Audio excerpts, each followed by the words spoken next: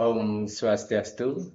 Perkenalkan, nama saya I Gusti Ngurah Komang Nurdiana, peserta program pelatihan BCKS Provinsi Bali Angkatan 5 kelas 1 Kabupaten Jemberana.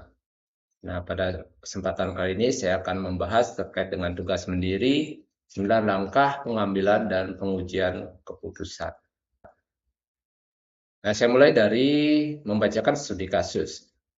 Nah, di perpustakaan sekolah, Rara sedang bertugas sebagai petugas piket kebersihan kelas.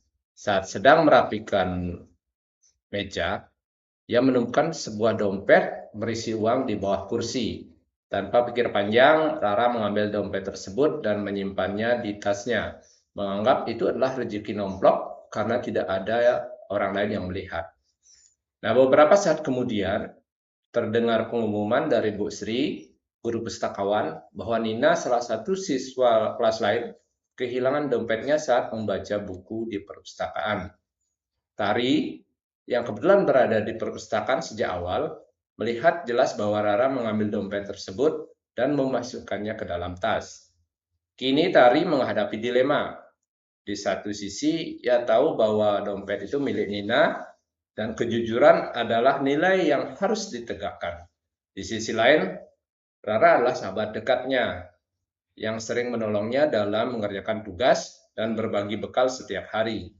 Jika Tari melaporkan hal tersebut atau menegur Rara, besar kemungkinannya hubungan mereka akan rusak dan Rara tidak akan bersikap baik lagi kepadanya. Nah, dari studi kasus itu saya akan buat ringkasan. Yang pertama di sini adalah Rara menemukan dompet ya. Nah, dompet yang ditemukan itu berisi uang di perpustakaan, tetapi Rara tidak berusaha mencari pemiliknya. Ia justru menyimpannya karena menganggapnya sebagai rezeki. Ya, kemudian yang kedua di sini Nina adalah pemilik dompet yang kehilangan dompetnya di perpustakaan. Kemudian yang ketiga Tari. Tari melihat seluruh kejadian dan mengetahui bahwa dompet tersebut milik Nina. Kemudian yang keempat, Tari mengalami dilema. Tari mengalami dilema karena harus memilih antara menegakkan kejujuran dan mengembalikan hak Nina atau menjaga persahabatan dengan Rara. Nah, dari kasus tersebut, untuk menentukan langkah atau keputusan yang tepat, jadi ada 9 langkah pengambilan atau pengujian keputusan yang bisa dilakukan. Nah, langkah pertama di sini mengenali nilai-nilai yang bertentangan. Penting untuk memahami inti dilema etika dan mencegah keputusan yang gegabah. Nah, di sini nilai-nilai yang bertentangan yaitu antara kejujuran dan tanggung jawab, mengembalikan barang yang bukan miliknya, serta membantu pemilik mendapatkan kembali dompetnya, melawan dengan kesetiaan dan kepedulian terhadap sahabat. Ya. Jadi di sini keinginan Tari untuk menjaga hubungan baik dengan Rara, sahabat dekatnya. Nah, konflik terjadi, Tari harus memilih antara mempertahankan persahabatan atau menegakkan nilai kejujuran dan keadilan. Langkah kedua, menentukan siapa yang terlibat. Nah, menentukan pihak-pihak yang terlibat dalam dilema dengan mengetahui siapa saja yang terlibat, nah kita dapat memahami sudut pandang dan peran masing-masing. Nah, pihak-pihak yang terlibat di sini adalah Tari ya. Tari sebagai saksi yang mengetahui kejadian. Kemudian ada Rara, Rara yang mengambil dompet dan menyimpannya. Kemudian ada Nina, Nina adalah pemilik dompet yang mengalami kerugian. Kemudian ada Bu Guru Sri, ya, guru pustakawan yang bertanggung jawab terhadap ketertiban perpustakaan. Kemudian langkah ketiga, mengumpulkan fakta-fakta yang relevan. Nah, jadi mengumpulkan semua fakta yang relevan agar keputusan yang diambil berdasarkan informasi yang lengkap dan akurat. Fakta yang diketahui di sini yang pertama adalah Rara menemukan dompet di bawah kursi perpustakaan. Kemudian yang kedua, Rara memasukkan dompet ke dalam tasnya tanpa berusaha mencari pemiliknya. Kemudian yang ketiga, Nina kehilangan dompet dan telah diumumkan melalui pengeras suara. Yang keempat, Tari melihat langsung seluruh kejadian. Kemudian yang kelima, tidak ada orang lain yang mengetahui tindakan Rara selain Tari.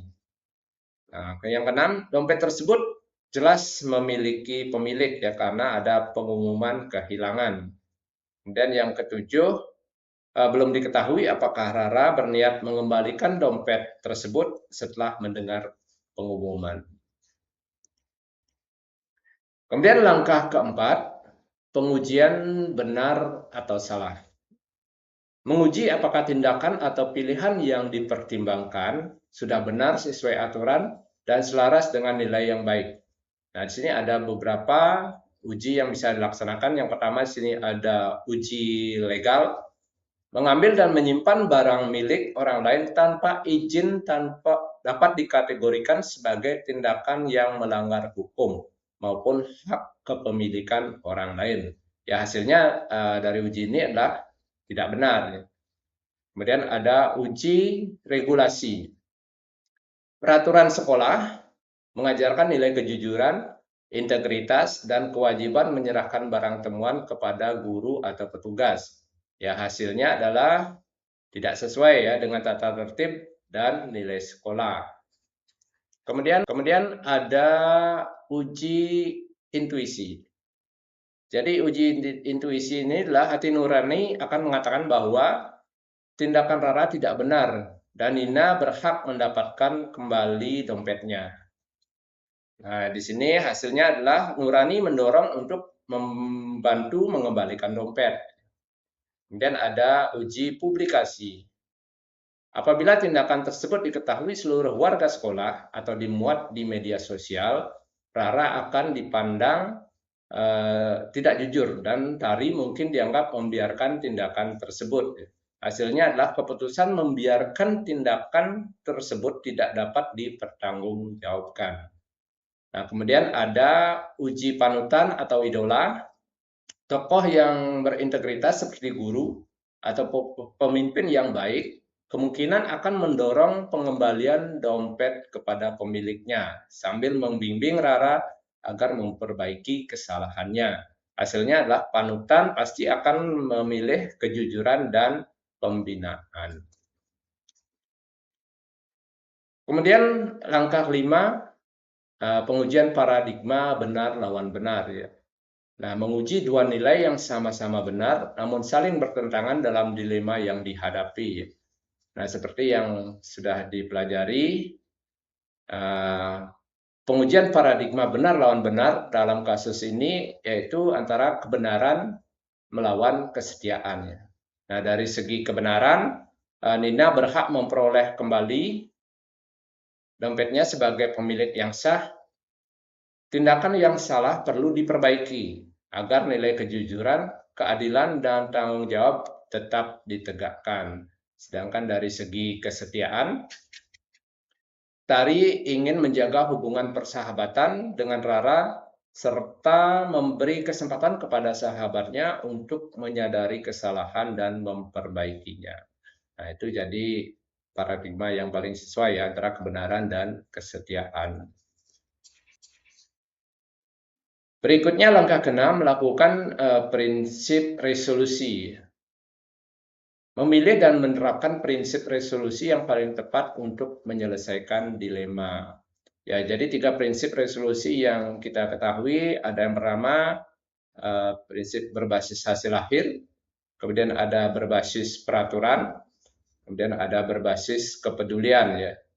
Nah, kalau di dalam berbasis hasil akhir, mengambil keputusan yang memberikan manfaat terbesar bagi semua pihak, sedangkan berbasis peraturan adalah aturan sekolah yang mengharuskan barang temuan diserahkan kepada guru atau petugas, sedangkan berbasis kepedulian, Tari memperlakukan Rara sebagaimana ia ingin diperlakukan.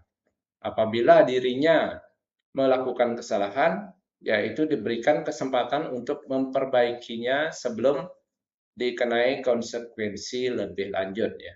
Jadi dari ketiga prinsip ini dalam kasus ini yang paling tepat itu adalah prinsip berbasis kepedulian, tentunya tanpa mengabaikan keadilan. Kemudian langkah yang ketujuh ada disebut dengan investigasi opsi trilema. Nah, mengidentifikasi dan mempertimbangkan 3 pilihan atau trilema untuk menemukan solusi terbaik. Nah, 3 opsi trilema yang bisa dilakukan di sini. Opsi pertama, membiarkan Rara menyimpan dompet. Ya, konsekuensinya di sini adalah Nina tidak mendapatkan haknya. Tindakan salah terus terjadi, ya. Kemudian nilai kejujuran tidak ditegakkan. Kemudian opsi yang kedua, langsung melaporkan Rara kepada guru. Nah, konsekuensinya adalah masalah dapat ditangani, tetapi Rara mungkin merasa malu dan hubungan persahabatan bisa terganggu.